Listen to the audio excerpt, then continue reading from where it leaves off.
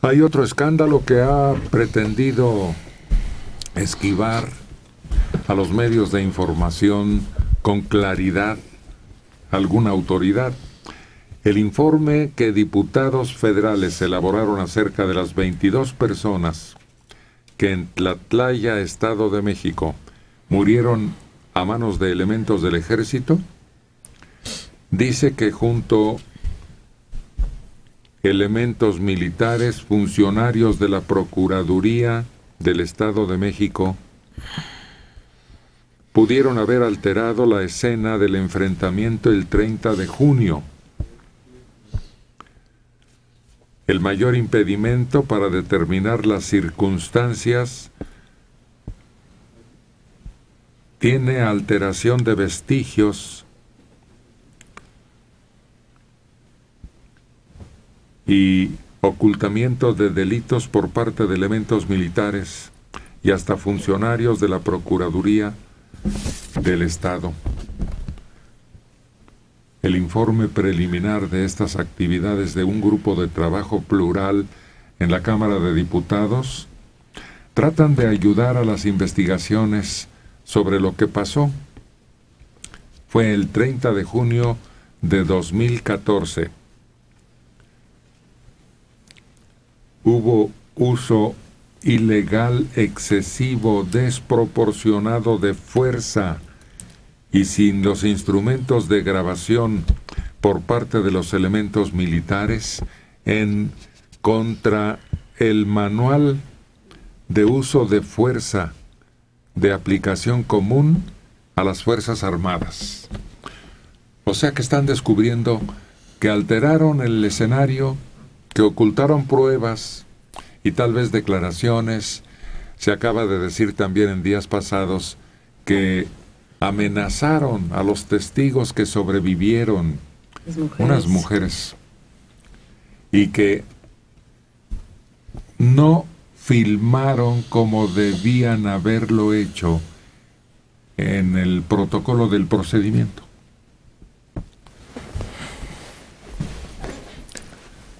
Ahí está otro chipote en cuanto a la averiguación de hechos que tratan de manipular, pues que se averigüe quién exactamente, que se castigue y que sea del conocimiento público realmente cómo sucedieron los hechos. Así es. Bueno, todavía ni siquiera sabemos de qué se le acusaba a los que estaban ahí. Tenían armas, se dedicaban a la droga, al secuestro, no sabemos. Pero parece que la justificación de que no hayan grabado es que estaban bajo ataque. Los hechos fueron muy rápido. En principio sí, pero después que se rindieron los que estaban en la bodega, entonces se les fusiló prácticamente ante el testimonio de las mujeres que hicieron la declaración. Y el testimonio de los soldados es que no se les fusiló. Eso es lo que hay que comprobar. No podemos irnos nada más por el testimonio de las mujeres.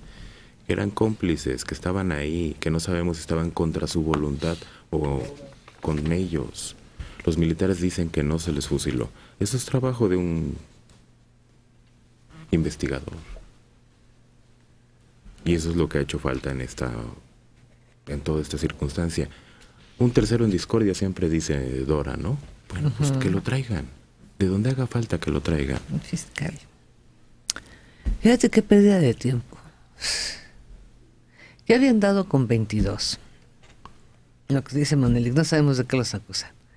Hombre, deténlos, trasládalos, interrógalos, a lo mejor das con una hebrita por ahí, a lo mejor no tenían mayor responsabilidad, a lo mejor eran albañiles, a lo mejor eran narcos, pero ahorita sobre el delito, entre comillas, que ellos hubiesen cometido, todavía está la investigación sobre la investigación, para saber qué pasó, cómo los mataron y por qué los mataron y llegar al fondo. Es terrible, es una pérdida de tiempo, de recursos humanos, de recursos económicos. ¿Qué necesidad hay de investigar si se ejecutó una acción totalmente indebida? Si hubieran seguido la norma, los detengo, los trepo a mi camión, me llevo a las mujeres por un lado, los deposito y que los interroguen y ya. Pero no. Cállate. Además, el tiempo transcurrido ¿Ya qué? que dio oportunidad de que todo se distorsionara a conveniencia de quién. Y además, Derechos Humanos ya había elaborado una especie de recreación de los hechos. Ya habían dado una explicación, entraron así, entraron tales, detuvieron a tantos y después sucedió tal cosa. Y lo pasaron por la televisión, o sea, fue una explicación que le dieron.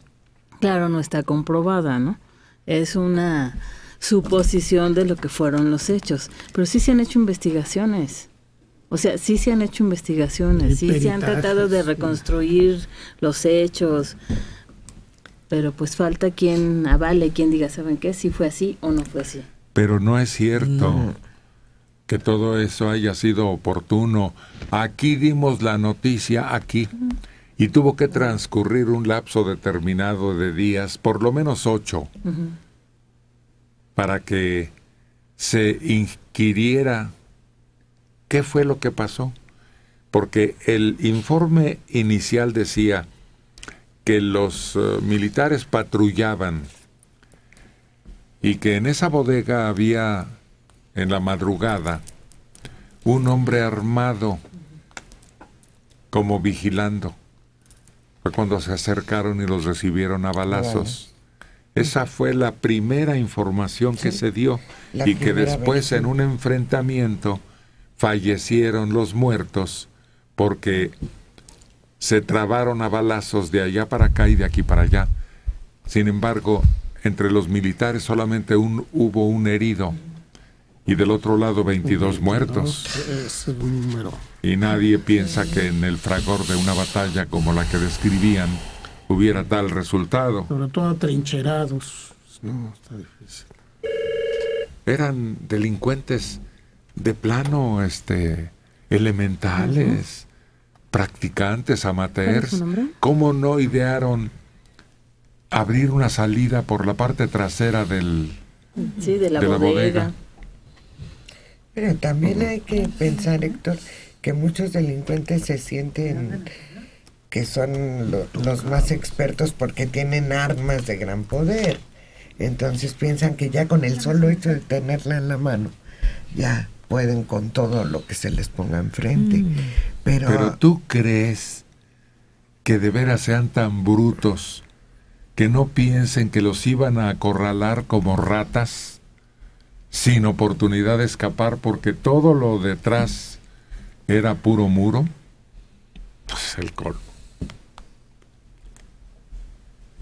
No, es que el problema es que si le rascas al asunto, parece que estos hombres tenían que ver con este grupo de Acapulco, que ahora estamos viendo con los Abarca, y le rascamos más, y vemos que son grupos muy poderosos que funcionan en el Estado de México desde hace mucho tiempo, y que dominan el Estado de México. Que el que hayan enfrentado con militares fue una casualidad de esas absurdas. Los militares no tenían por qué pasar por ahí. Ellos, parece que no es el hombre armado el que les llama la atención, sino una camioneta de lujo que estaba en la entrada. Entonces todo sucedió de una manera fortuita, dicen. Pero falta que alguien entre y diga, bueno, la hipótesis que se sostiene es esta por esto, pero estos hombres se dedicaban a esto malo o a esto bueno. Tenemos que empezar desde antes de la balacera. Necesitamos saber qué pasó antes del encuentro, no en el encuentro, porque ya es muy difícil. Lo que haya pasado ahí, ya se borraron las huellas. Pero antes, ¿qué estaba pasando antes ahí? Las pérdidas no son económicas, no son de tiempo, son del ejército. La confiabilidad del ejército es en el caso más, no sé si vergonzoso o vergonzante que ha tenido, pero es el peor que ha tenido. Y eso es lo que está costando mucho para el gobierno. Y como después ocurre lo de Ayotzinapa, tratan de proteger en mayor medida a elementos militares. Jorge García, de 60 años, de Coyoacán. Diario hablan lo mismo, puras conjeturas. Y luego acaban de hablar una tontería. Dijo, matar a los muertos. ¿Cómo dice eso con tanta preparación? Y tiene a su Patiño, Mario, ahí. Antes el programa era muy bonito, pero desde que está ahí Mario y Manelik, bueno, ese yo no sé qué es. de dónde llegó o quién lo recomendó, por qué está ahí. Pero yo nada más digo, si esto no fuera del PRI, no hubiera causado tanto revuelo. Yo estuve en tiempos de Díaz Ordaz en campo militar, y cuando agarraban a algún activista, lo calentaban y le sacaban toda la sopa. Ahora tienen a 80 y no saben qué hacer con ellos. Derechos humanos es el mayor lastre que tenemos. Protegen a los delincuentes con dinero, porque la cárcel está llena de gente de robos ridículos o inocentes. ¿Cómo estuvo lo de matar a los muertos? Dijiste. Los fallecidos. No, el enfrentamiento y mataron a los muertos. Sí, pues así fue. Pues sí. Primero llegaron y estando vivos y rendidos, mataron a los muertos. O sea, mataron a los que después aparecieron como muertos, fusilados. Son ganas de Bueno, sí. buscarle vulguitas.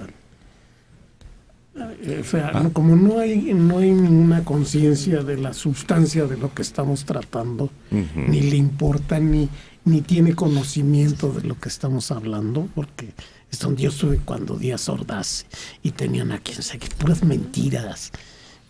Va a ser cierto eso.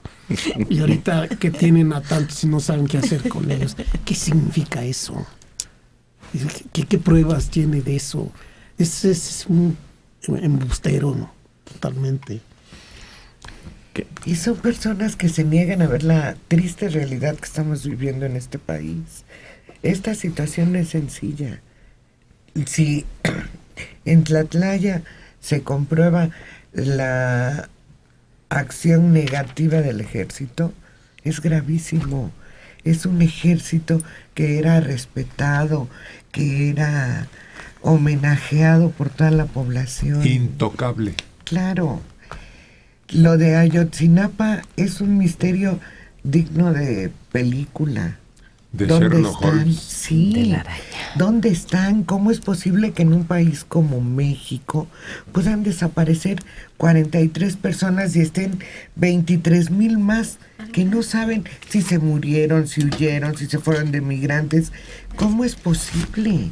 Es que si usted no se da cuenta de la gravedad que estamos viviendo, en la mañana dijo algo Manelí que casi me provoca el infarto. Dijo, y peor que se va a poner la situación. Pero no conjetura, está prohibido conjeturar. ¿Qué hacemos si no tenemos los datos necesarios para dar con certeza cifras, pelos y señales? Fíjate, conjeturar es la posibilidad que tiene cada uno de nosotros de ver el vaso medio lleno, medio vacío, abrir posibilidades, crear hipótesis. Igual a nadie le importa, pero los ponemos a pensar, a nuestros radioescuchas, a analizar un poquito, y cada uno tiene un punto de vista diferente. Crear una hipótesis con los elementos que tenemos, oigan, pues es fascinante, porque no estamos poniendo ni quitando elementos. Con la información que hay, con eso hemos armado 6 hipótesis ahorita. Totalmente diferentes, que si derechos humanos, que si el ejército, que si la tradición de las mujeres, que si eran narcos, que si estaban vinculados con Guerrero, que si eran, ¿cómo dijo Héctor? Adolescentes, delincuentes de baja calidad, en fin. Imagínense la riqueza que hay en especular. Si eso no existiera, la ciencia jamás hubiera avanzado. Así de sencillo. Así de sencillo. Ay, pueblo.